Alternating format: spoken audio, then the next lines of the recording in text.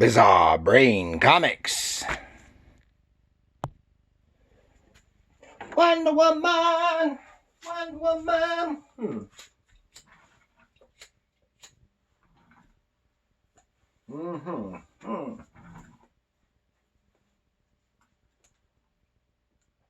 Hello, Gary here for Bizarre Brain Comics. And if you couldn't tell, we'll talk a little bit about Wonder Woman. In particular, this issue right here. This is from DC Comics, Wonder Woman number 230 from 1977. And it was written by Martin Pasko and drawn by Jose Delbo with inks by Vince Coletta. Go to the big book of knowledge. Talk a little bit about them.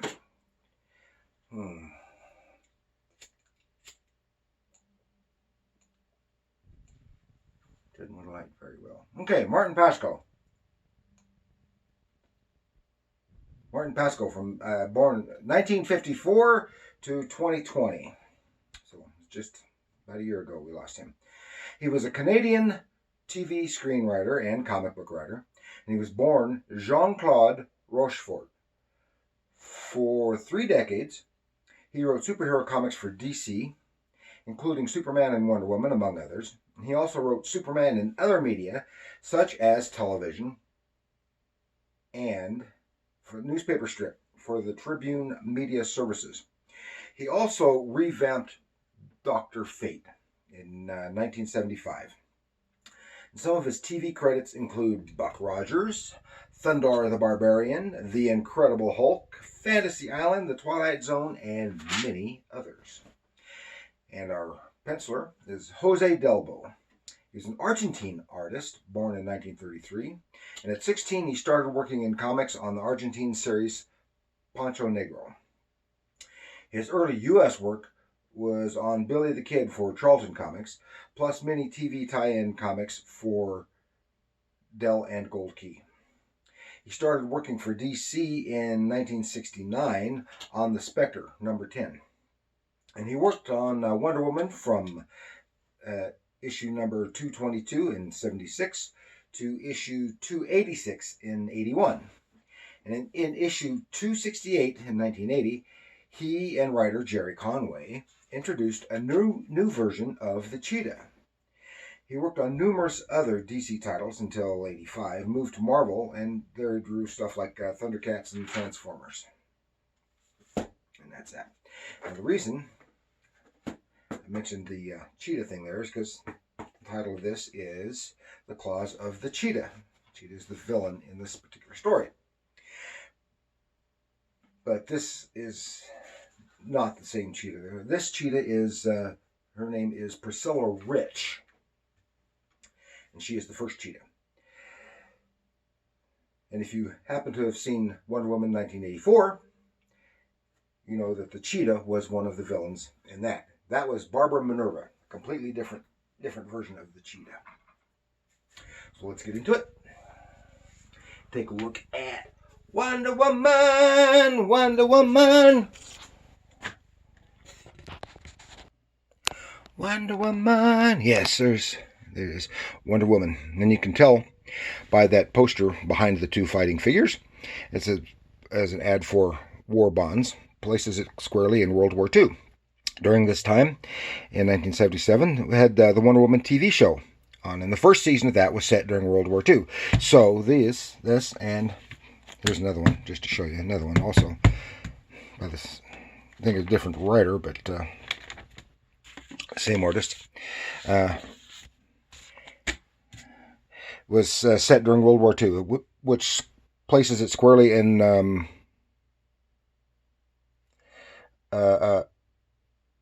Earth 2. This is before the Crisis on Infinite Earths, and had the multiverse, and the JSA, and was on Earth 2, and the Justice League was on Earth 1. Here's just for contrast. Here's another one. This was set later, and this is in contemporary times. This one happened to be drawn by Gene Colan. Now, I wanted to show you this because the Cheetah is this villain. Now here is a book of reprints, the complete Wonder Woman newspaper strip from 1944 and 45. And this is where the Cheetah first appeared.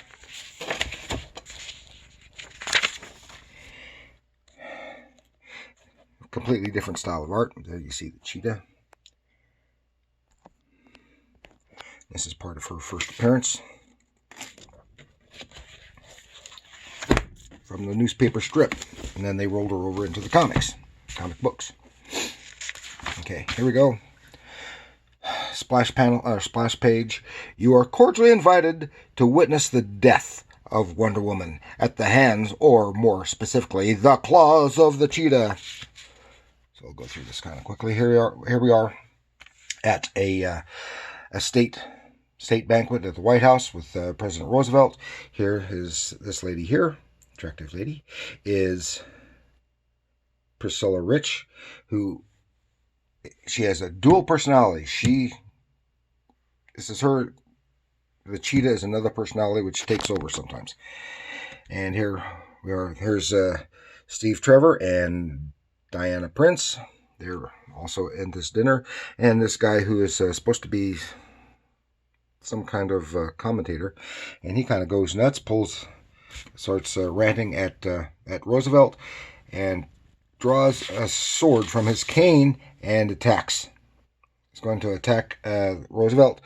Wonder Woman, Diana Prince has just left. She transforms into Wonder Woman and puts a stop to it. And while all this little battle is going on, here's Priscilla Rich. She sees Wonder Woman, has an effect on her. She starts to leave the room, and then in the ladies' room, she's talking to herself in the mirror, and her reflection is the Cheetah, because the Cheetah personality is coming out, wants to take over. And here, yeah, it's coming over. While Wonder Woman is beating this guy up, saves the president, and Priscilla Rich takes off, and here she is fully the Cheetah in the body. And there she is in her costume. Now, Jose Delbo I'm not terribly familiar with him. He is a more than adequate, very fine draftsman, artist, and he seems to do lovely ladies, especially with Vince Colletta inks, because Vince Colletta, he has some problems with some stuff, but he does very lovely ladies. And I think both of them, and I think their work probably, I know Vince Colletta's work, I think some of his best work was in romance comics, as opposed to the superhero stuff. Because it just doesn't flow quite as well. But he does. They're fine artists.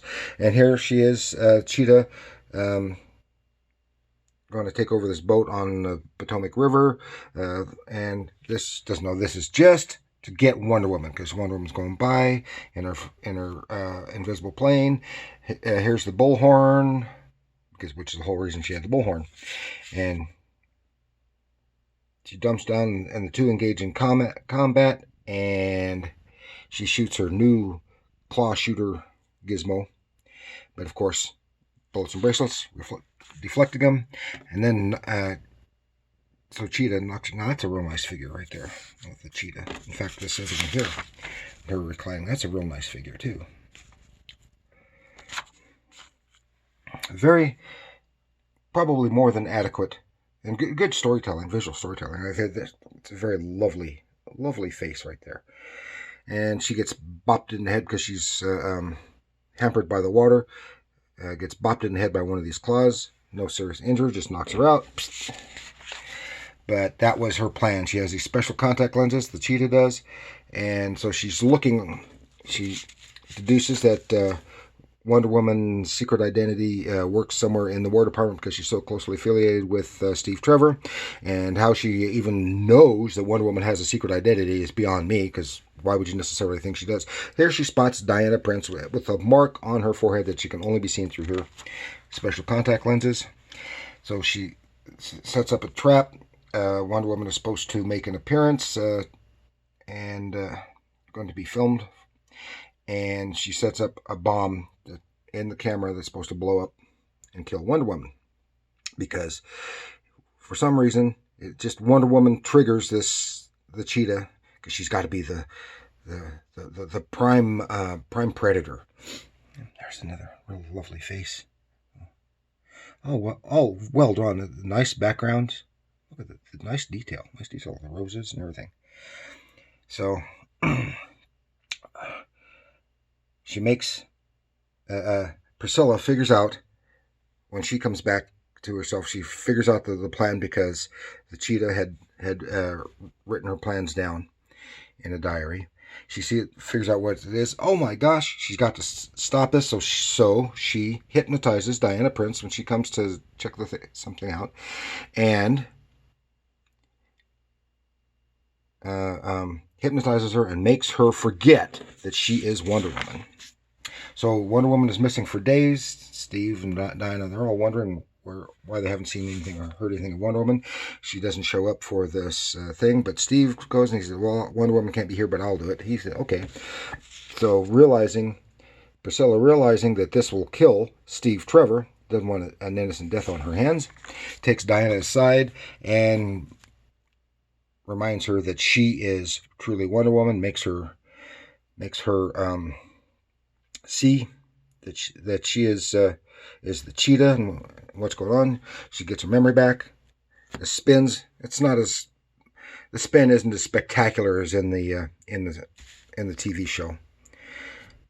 Transforms back into Wonder Woman, goes to take off. Now I don't know how, and seeing Wonder Woman triggers the cheetah again. So she's changes back into the cheetah, and that's awful fast considering Wonder Woman has just started running. But she's instantly the cheetah again in costume, and they fight, roll down the stairs. Now, I personally think this particular panel, this panel is pretty decent, real nice, but this panel is kind of clunky and could have been drawn, in my opinion, my personal opinion, could have been drawn more dynamically.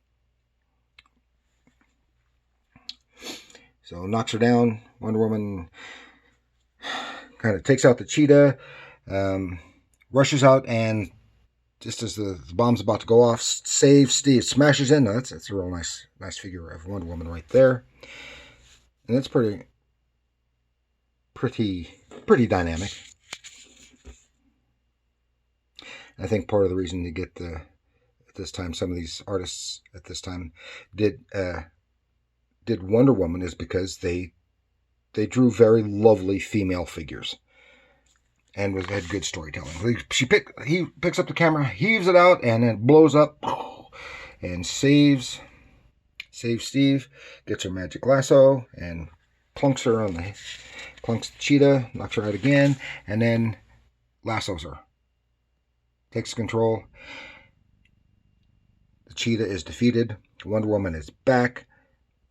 Steve is saved, and here we come, just like in the show, except she doesn't have the nice big smile at the end that they always did with Linda Carter, because she has such a nice smile. But it's still the same kind of end frame right on Diana Prince. It's a story constructed. It's okay. Not everything can be utterly spectacular. It's a fun read, just like in this one here, which I had thought of doing, but it's a continuation. Starts off in the middle of a story and is continued to another one. But this one's pretty much self-contained. Same kind of artwork. Here it is she is meeting with Dr. Fate, which clearly puts them on Earth 2, because Dr. Fate was correction, not Dr. Fate, Dr. Midnight. Puts him in Earth 2 during World War II. Because like here, it's a pretty realistic. I don't think I could have drawn that fire that well. You see, really nice female figures, very lovely. The villains could sometimes be more villainous. Sometimes they're kind of hokey. But all in all, it's probably a better story than what Robert Kanigher was writing for Wonder Woman in the early 60s. That was just some really goofy stuff. So it's better than that. Not as good as the stories later in the 80s with Wonder Woman after they had the reboot. So there we go. That's about what I've got for Wonder Woman, at least this time around. Hope you enjoyed it. like it, share it with your friends, any comic book friends. Share, like, subscribe. Remember, comics are art.